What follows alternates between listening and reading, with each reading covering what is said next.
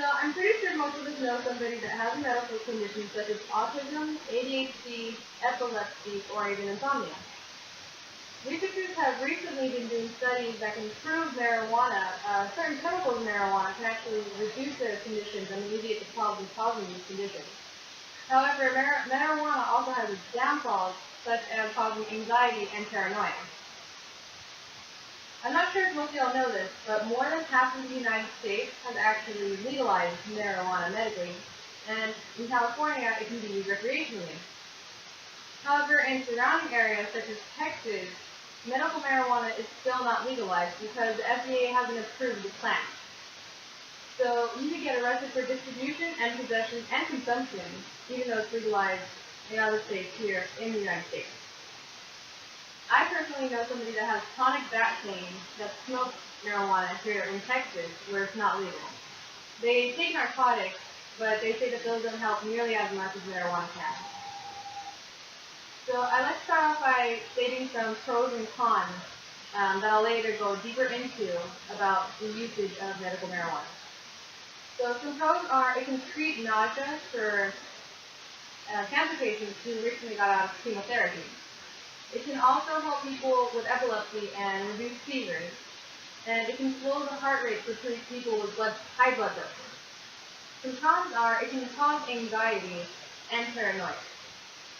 And it can also be used as a gateway drug, or seen as a gateway drug.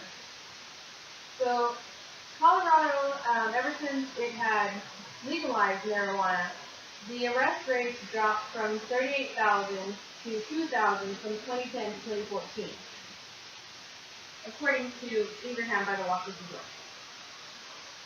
And with that said, I'd like to go further into the statistics and the cons of legalizing marijuana. So as I said before, marijuana can also be used as a gateway drug, leading to usage of opium, cocaine, and harder drugs, such as using tobacco or alcohol, which is legal. It can also have a negative effect on brain activity. So according to Armin, it can impair thinking, judgment, and also the memory. It can also lead to anxiety and paranoia, as I stated earlier. The effect of smoking on the lungs is similar to that of a cigarette. It contains certain chemicals in the marijuana that can also cause respiratory problems, and just like smoking a cigarette can lead to lung damage and lung cancer. Now, even though I stated the cons, there are also some pros that can weigh out the cons, just like we do names and balance their values. So, according to Medical Marijuana on the Mind, marijuana can alleviate pain, quell nausea, and reduce anxiety. It can also act as a sedative for people with insomnia who can't sleep. And it can work better as in comparison to pills that they take. So according to the NIDA, unlike THC, there's another chemical called CBD that doesn't cause a high, but can still have the same effect. So it can alleviate inflammation, pain, reduce seizures with people who have epilepsy, and can also reduce addiction. According to Scientific America, it can be used as a recreational drug. So most people don't really look into how the recreational use can be a positive.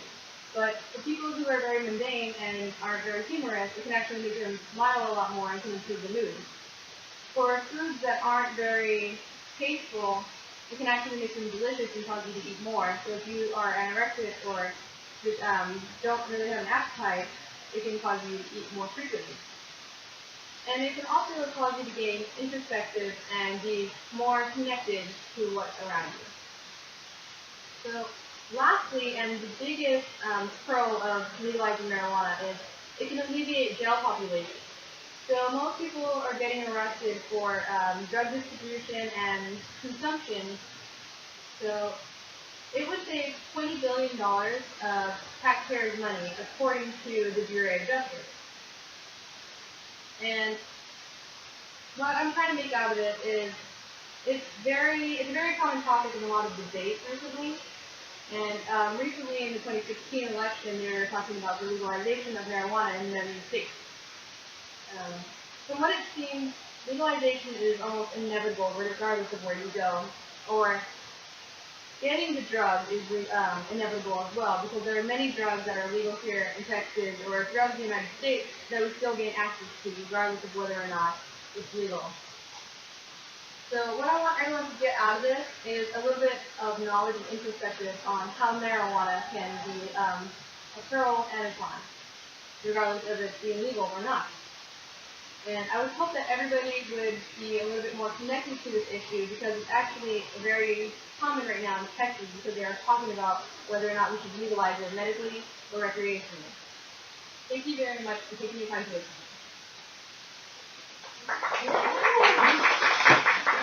I was like, dude.